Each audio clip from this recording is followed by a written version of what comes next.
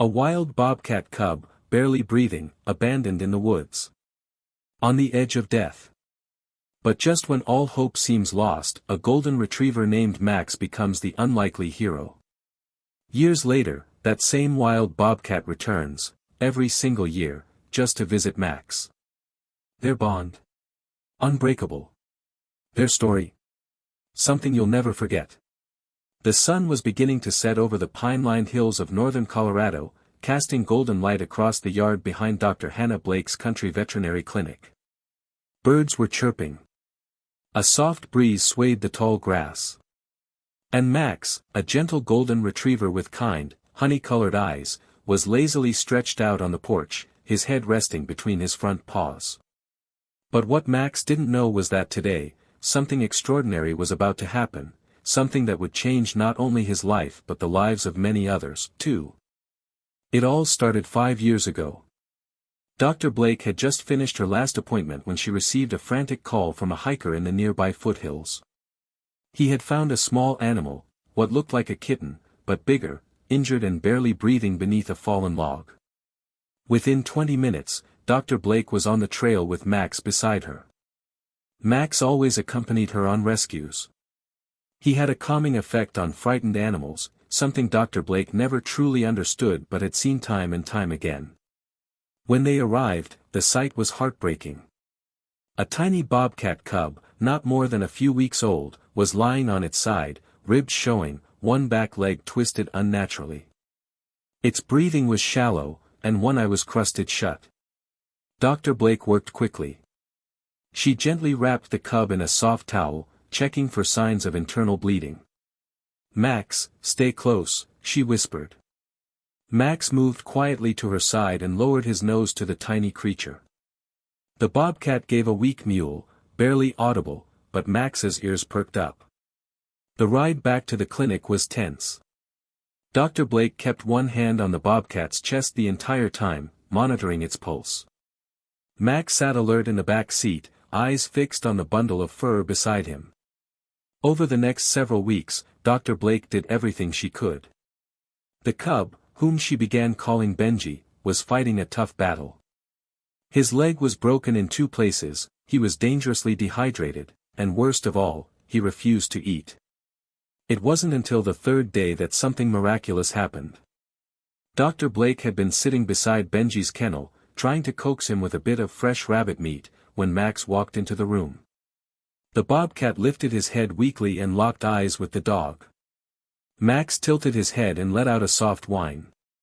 And then, slowly, unbelievably, Benji inched forward and touched noses with the golden retriever through the bars of the kennel. From that day on, everything changed. Max became Benji's shadow. Wherever the cub was, Max followed.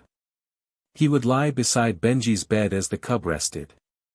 He would bring over his favorite toys, soft squeaky plushies and knotted ropes, and gently push them through the bars. Benji, still too weak to play, would rest his head on Max's paw. Their bond grew quickly. As the weeks passed, Benji's strength returned. His broken leg healed with the help of a custom splint, and his appetite came roaring back. He even began play fighting with Max through the kennel door. Finally, the day came when Dr. Blake opened the kennel and let Benji roam freely around the back room. At first, he was cautious, his movements stiff and hesitant, but Max trotted over and gently nudged him. That was all the encouragement Benji needed. From then on, the two became inseparable. They would wrestle on the clinic floor. Max taught Benji how to chase butterflies in the backyard. And when the evenings got cool, the two would curl up together by the fireplace, Benji's spotted head tucked under Max's golden chin. But deep down, Dr. Blake knew this moment couldn't last forever. Bobcats were wild animals. As much as Benji had grown attached to Max, and to her, he belonged to the wilderness. It was part of who he was. Keeping him would only cause confusion as he grew older and stronger. So one crisp fall morning, with tears in her eyes, Dr. Blake drove Max and Benji to a remote stretch of protected forest a few miles beyond town. There, a ranger waited to assist in Benji's release. Max seemed to understand what was happening. As the crate was opened and Benji stepped out, Max stood still, watching. Benji looked back once, his wild eyes meeting Max's, and then disappeared into the trees. Dr. Blake knelt beside Max and stroked his back. "You did good, buddy," she whispered. Exactly 1 year later, it happened. It was early evening when Max suddenly bolted off the porch and ran to the edge of the woods that bordered the backyard. Dr. Blake followed, curious and concerned. And then she saw it. Benji, now fully grown, sleek and muscular, stood just beyond the trees, staring. Max barked once. Benji took a cautious step forward, then another, and suddenly, the two were nose to nose again, just like that first time through the kennel bars. For the next hour, they played like they'd never been apart, chasing each other in circles, tumbling in the grass, swatting and nipping like overgrown puppies. When it was time for Benji to leave, he turned back one last time, as if to say, "I'll be back." And he was. The next year. And the year after that. Like clockwork. Every fall, just as the leaves began to change, Benji would return to the same backyard, to the same porch, to the same dog who had once saved his life. The story of Max and Benji quickly became something of a legend in the small town of Pinegrove. People who visited Dr. Blake's clinic would often ask, "Is it true? Does the wild bobcat really come back to see your dog every year?" Some didn't believe it, until they saw it with their own eyes. But for Max and Benji, it was never about attention. It was about something far deeper. A friendship that defied nature, instincts, and even logic. The following autumn, just as the first frost touched the tips of the maple leaves, Max began acting strangely. He stopped sleeping in the house and took up his usual spot on the back porch, his ears always perked, eyes fixed on the tree line. Every sound made him lift his head. Every shift in the wind drew his attention. Then, one cool evening in late October, it happened. Benji appeared again, his coat darker now, his face more defined. He looked every bit the adult bobcat, strong, wild, and fierce. But the moment he spotted Max, his posture softened. He let out a strange, low yowl, a sound Dr. Blake had never heard before. Max wagged his tail and ran to him. They greeted each other like long-lost brothers. Sniffing, nuzzling, tumbling. Dr. Blake watched from the porch, amazed that even as Benji grew older, his heart hadn't changed. That night, Benji stayed longer than before. Max lay beside him in the grass until the stars came out. Dr. Blake set out water and raw meat near the edge of the yard. Benji ate quietly, glancing toward the house with calm, trusting eyes. Before dawn, he disappeared back into the trees. The visit stirred curiosity across town, and soon, the story spread far beyond Pinegrove. A local reporter covered it for the community paper. Then a wildlife magazine picked it up. Eventually, a small documentary crew contacted Dr. Blake, asking to film the next visit, if it happened again. She was hesitant at first. "He's not a show," she told them. "He's a living, wild animal. He's Max's friend." But after some convincing, and assurances that no harm would come to Benji, she agreed. The following fall, cameras were set up quietly, hidden in the trees. Dr. Blake and Max went about their routine as usual. Max waited every evening on the porch, eyes scanning the tree line. And then, one misty morning, Benji came. The footage that was captured became viral almost overnight. The scene was raw and beautiful. A bobcat walking cautiously out of the mist. A golden retriever sprinting across the yard with excitement. The two meeting in the middle, touching noses, and then wrestling like they had when they were young. It was more than viral, it was magical. People all over the world commented, "This is the purest thing I've seen all year. Proof that love doesn't have boundaries. Nature is full of miracles." But not everyone was happy about it. A few weeks after the video went viral, Dr. Blake received a formal visit from the Colorado Wildlife Department. 3 officers arrived in uniform, their expressions serious. "We've received reports of an unlicensed wild animal being housed on your property," one of them said. Dr. Blake explained everything: the rescue, the release, the voluntary return visits. "He's wild. I don't feed him beyond leaving out water and scraps when he visits. He's not caged. He comes and goes as he pleases." The officers took notes, inspected the property, reviewed the video footage, and after a tense discussion, agreed that no laws had been broken. However, they issued a warning. "Bobcats are wild predators," one officer said. "He may be tame with your dog, but he's still dangerous. If someone in the community gets hurt, you could be held responsible." Dr. Blake nodded solemnly. "I understand. I do. But he's not hurting anyone. He's just visiting a friend." Still, the warning lingered in her mind. Max was aging. He had turned 9 the same year Benji made his 3rd annual visit. His face had started turning white, and his movements were slower now. He still greeted Benji with joy, but it was clear he was not the same young pup who had once stayed up all night beside a sick cub's kennel. Benji, too, had changed. He was larger than ever, muscular and lean from life in the wild. But he always approached Max gently, lowering his body in a playful bow, as if remembering how fragile humans and dogs could be. They still played, but now it was quieter, slower. Less wrestling, more sitting side by side. They would walk the perimeter of the backyard together, sniffing the ground, tails flicking in sync. And sometimes, at night, Benji would lie just outside the porch light's glow while Max dozed by the door. Silent, watchful, like a guardian from the woods. That winter brought a new danger. Coyotes had been increasingly active in the area, and reports of pet attacks had started to worry the locals. Dr. Blake built a higher fence around the yard and kept Max indoors at night. One evening, she heard barking. Fierce, sharp. Max. She rushed outside and saw him standing near the edge of the yard, growling. Just beyond the trees, a pack of coyotes circled.